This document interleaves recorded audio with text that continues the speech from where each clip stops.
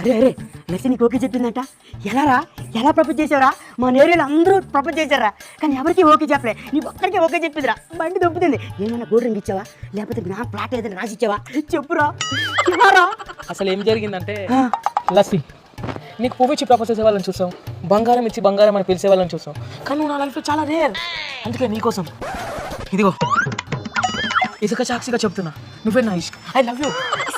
ఏమన్నా ఏపీలో చాలా వాల్యుబుల్. నా మనసులో నేనే దాచుకోలేనంత ప్రేమ, మా ఇంట్లో లెక్కలేనంత ఇసుకుంది.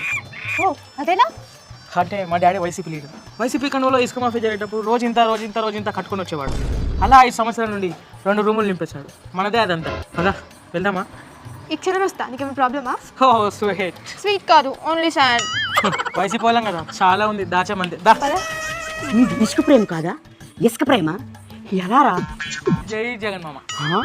అందరికీ మామేనారా?